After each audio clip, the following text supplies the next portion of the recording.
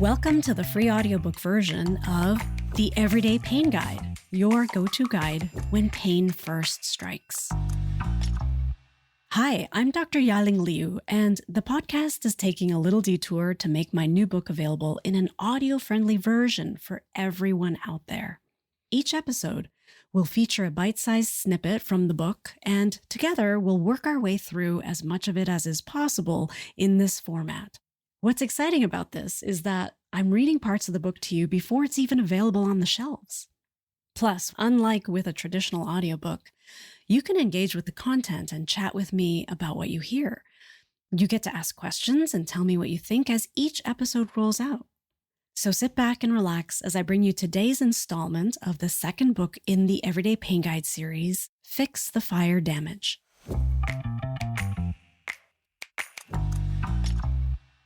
It's time for the final installation of Everyday Pain Stories from our 3 everyday people who we've been following since Volume 1. Today's episode will be all about Ed and how the stress biology action plan came into play for his case of lower back and hip pain. If you missed a few shows or you're hopping around and listening out of sequence, you can catch up on a recap of all 3 people's stories back in episode 4. Then in episode number 10, you can hear about how Ed uses the body mechanics action plan in section 1 to address his body positioning and movement. Episode 43 is where we hear about how he uses the body chemistry action plan from section 2. Now, let's see what, if any, factors inside of Ed's emotional stress handling or nervous system wiring might need a closer look to help decrease potentially inflammatory burdens to his stress biology. Rest assured, the names of all patients in my stories have been altered to preserve confidentiality. Each clinical anecdote is a combination of some of the most common situations I see. And as usual, the information, techniques, and suggestions discussed here are not intended as a substitute for your own medical care. Always consult a healthcare provider before implementing any advice referenced here.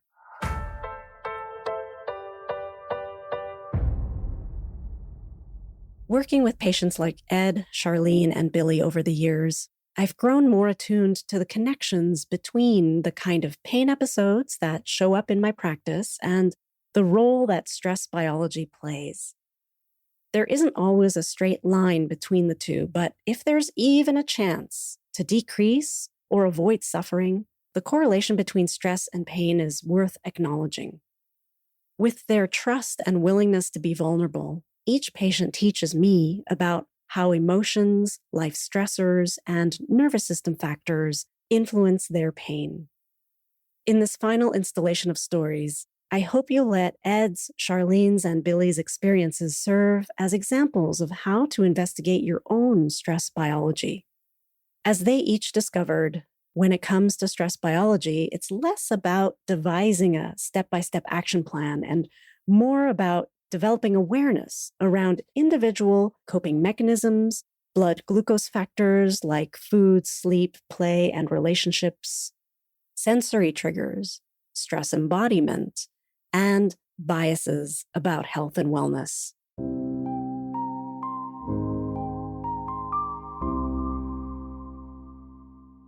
How does Ed use the stress biology action plan?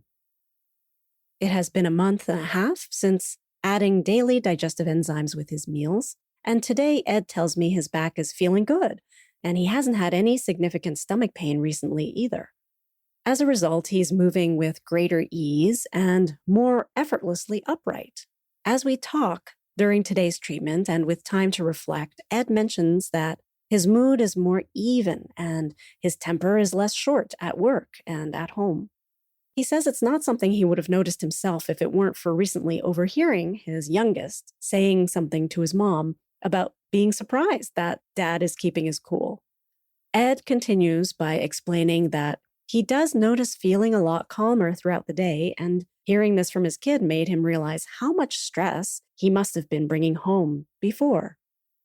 I let Ed know that this aligns with something I often witness when patients back off of their caffeine and sugar intake. The The steadier energy from proteins and complex carbs helps us to regulate our emotions better.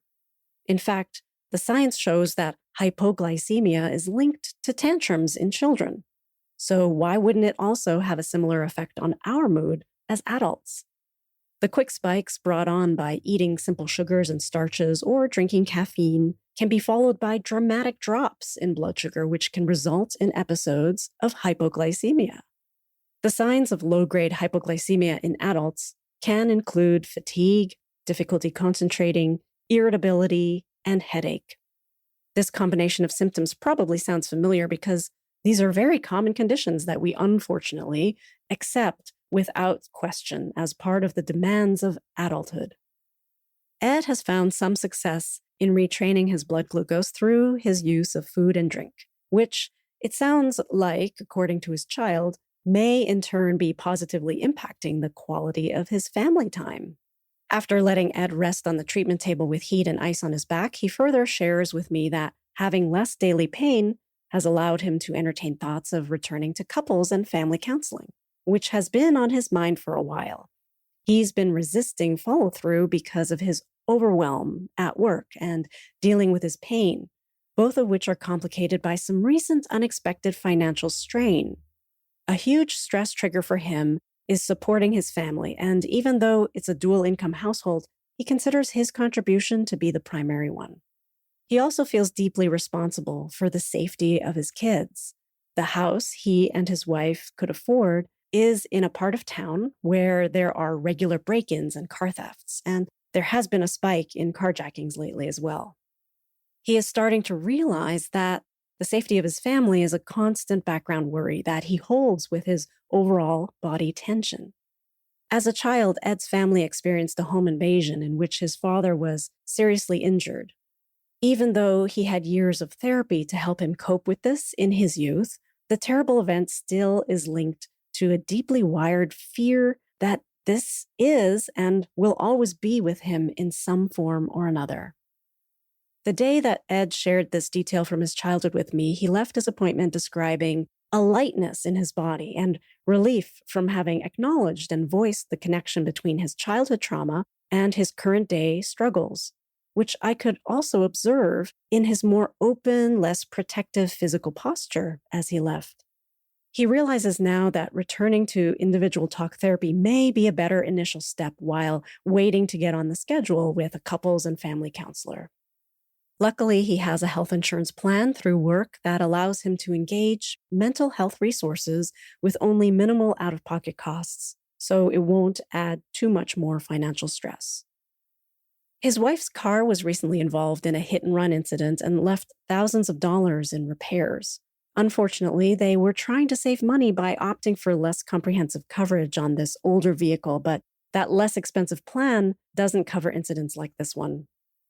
With that added financial strain and all of the other life stressors piling up lately, it's a wonder that Ed is currently pain-free.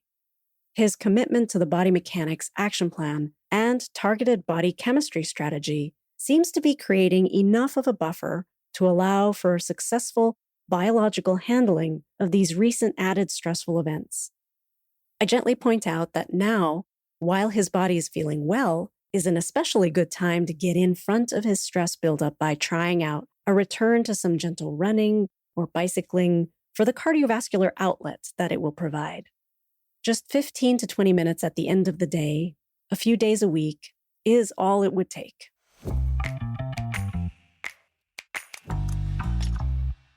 That completes Ed's story inside the chapter entitled Everyday Pain Stories from Everyday People, Part 4, from Volume 2 of the Everyday Pain Guide series, Fix the Fire Damage. Do you now have, or have you ever had a talk therapist for yourself or your family? Or maybe your form of therapy is exercise. Have you noticed how connecting with your emotional stress may have helped during a pain episode in the past? Or was it the opposite for you, that your physical pain pushed you to seek emotional support? I'd love for you to come and share your thoughts about this over at my Substack, Better Pain Coping. Maybe I'll see you there. In the next episode, We learn a little more about what Charlene has been dealing with in her personal life and how it has been impacting her stress biology. See you then.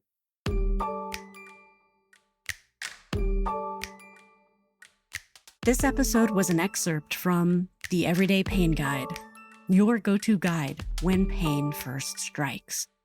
Written and narrated by me, Dr. Ya-Ling Liu, with audio editing and production provided by Organized Sound Productions.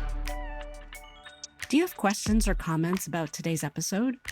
You can shoot me an email anytime at hello@stopeverydaypain.com. That's HELLO@stopeverydaypain.com. If you have friends or family members who you know are struggling with persistent, recurring aches and pains, tell them to check out the podcast while they're waiting for the book. To help me get this information to as many people who need it as possible, please consider leaving an honest review, but I'd also be super grateful for a simple like, follow, or share. Thank you for helping me put a stop to everyday pain.